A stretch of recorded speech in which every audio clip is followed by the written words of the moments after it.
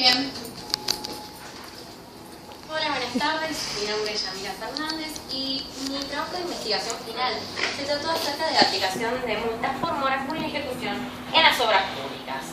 La hipótesis planteada es investigar si el Estado posee el derecho de retención de un certificado de obra, toda vez que el fin último sea la aplicación de una sanción administrativa pecuniaria, siempre y cuando haya aceptado los subsiguientes certificados. Asimismo, expondré que ante un procedimiento certificatorio y un procedimiento sancionatorio se deviene un desfasaje temporal el cual avasalla principios constitucionales. Bueno, este trabajo de investigación final converge en varias ramas del derecho, por lo cual tendré que hacer una explicación de algunos conceptos previos. El contrato de obra pública es un contrato administrativo en donde el Estado, por sí o ante un ente delegado, contrata a un tercero, de ahora en adelante la adjudicataria, el Estado va a ser el comitente, a la confección de una obra material, obra mobiliaria o inmobiliaria. Lo que tiene de interesante este contrato de obra pública es su finalidad, que la finalidad de bien público sea satisfacer necesidades de la comunidad. Respecto de lo que es el derecho penal, se discute mucho la naturaleza penal de la sanción administrativa. En sí supera la presunción de inocencia, ya que la multa es automática. Y entonces estamos hablando de lo que es una cláusula penal. Respecto del contrato de obra pública, el mismo se compone de pliegos. Están los pliegos de condiciones básicas, que es acorde a la generalidad de una contratación, por ejemplo, a todo lo que atañe a obras mayores. Los pliegos de condiciones particulares, que atañe a una obra en particular, a la de Lima e Independencia. Después encontramos los pliegos técnicos, los cuales indican la dosificación de los materiales, cómo se realiza un encofrado, qué cantidad de yeso o el tiempo de fraguado del mismo.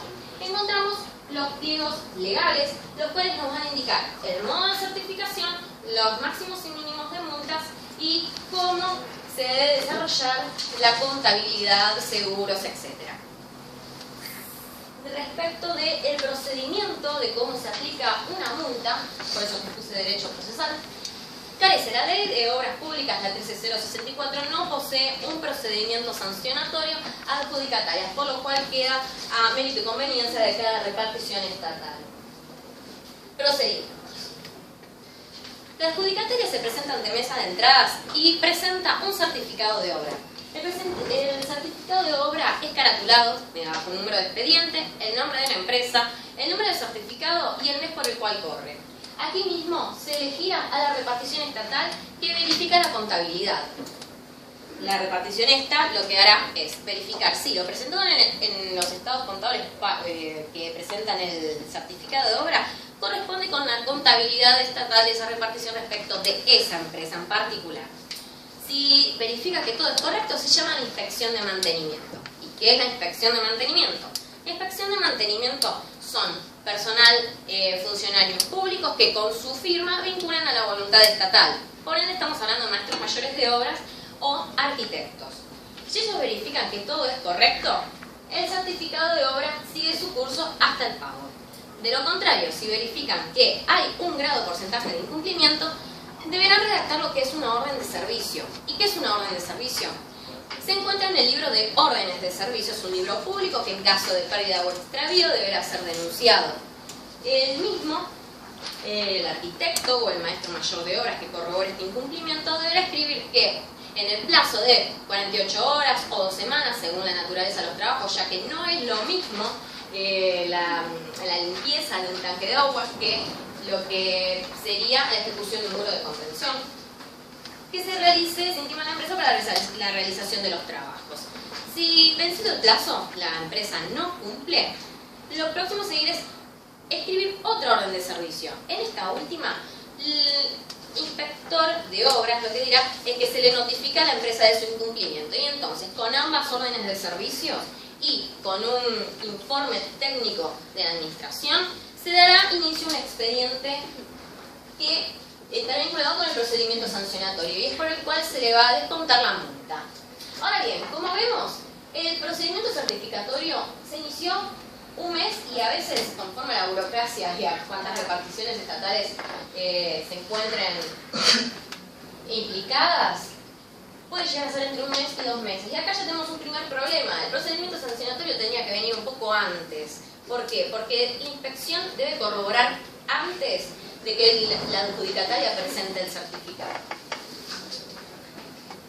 Tenemos entonces 2 problemas. ¿De dónde descontamos la multa?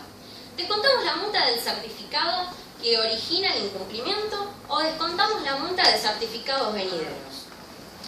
Bueno, si descontamos la multa de certificados venideros, vamos a tener una implicancia con la doctrina de los actos propios y la recepción provisoria del certificado. ¿Por qué?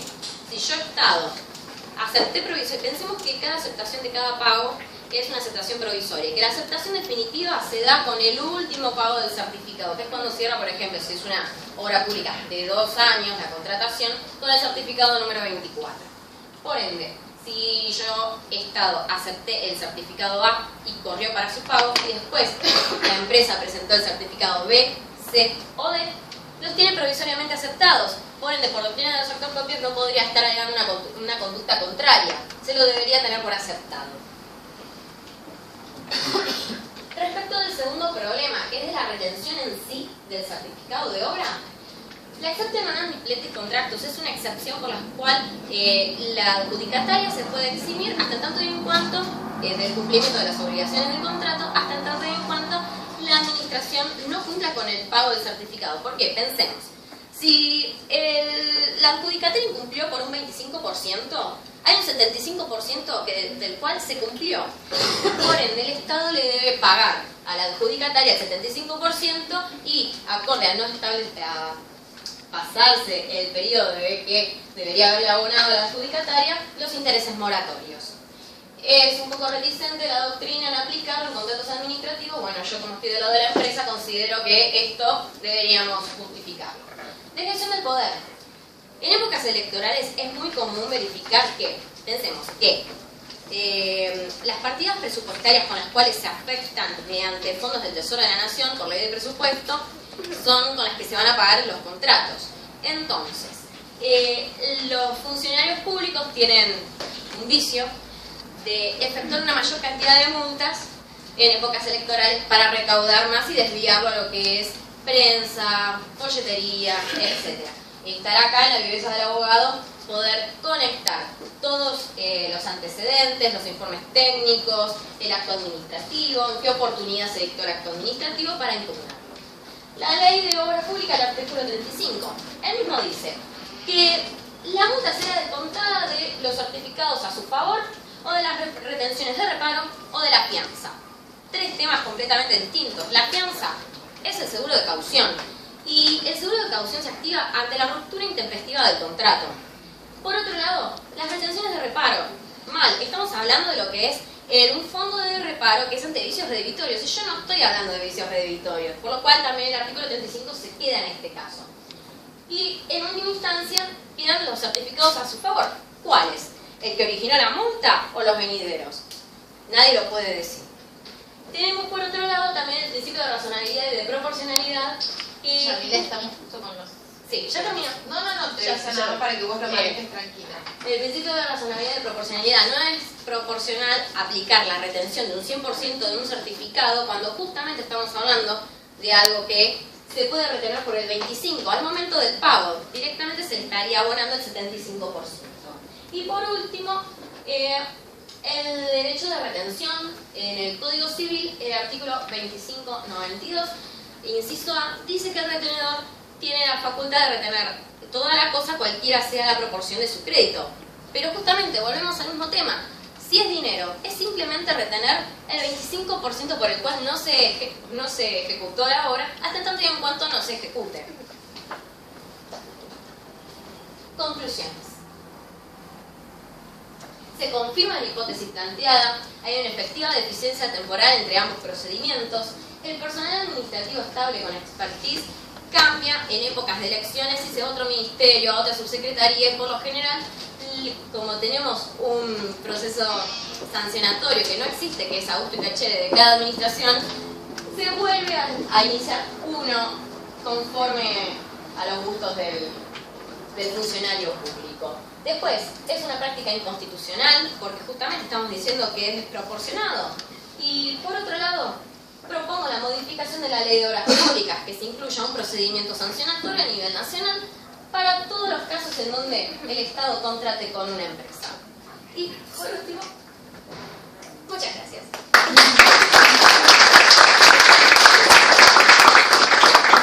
¿Preguntas? Ahí, acabo de llegar, pero tiene una pregunta. Está preparadísimo. Conocía el tema. Claro, no, tenía con tema ya preparado.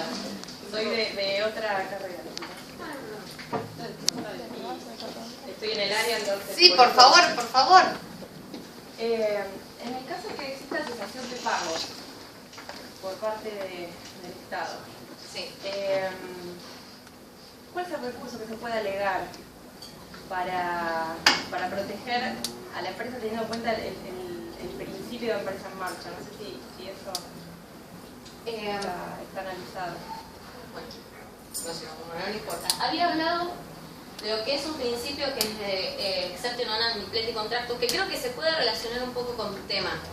Yo no sé, ¿de qué carrera sos? Contador. El tema es el siguiente. Si yo tengo un certificado de obra en el cual justamente estaba diciendo que incumplí el 25% y el Estado me lo retiene, y al mes siguiente me retiene, como yo justamente me quedé sin fondos, empresa, para poder cumplir con un mayor grado el próximo certificado, entonces se incumple en el segundo certificado por un 30%. Y así sigo agrandando el margen de incumplimientos. La empresa va a llegar a un punto en que no le va a convenir cumplir el contrato, entonces se va a exceptuar de la obligación. Yo no sé ustedes cómo lo reflejarán en los estados contables, pero vas a tener una empresa que quizás no va a poder pagar los salarios, no va a poder mantener la maquinaria. Supongo que van a tener problemas, no sé ustedes cómo lo reflejan, en qué estado contable, eso ya no. Por el principio de vengado vos lo tenés que registrar en el balance, pero la realidad es que financieramente no tenés el dinero, ese es el problema. Bueno, por eso, te tendrías que exceptuar aplicando ese principio.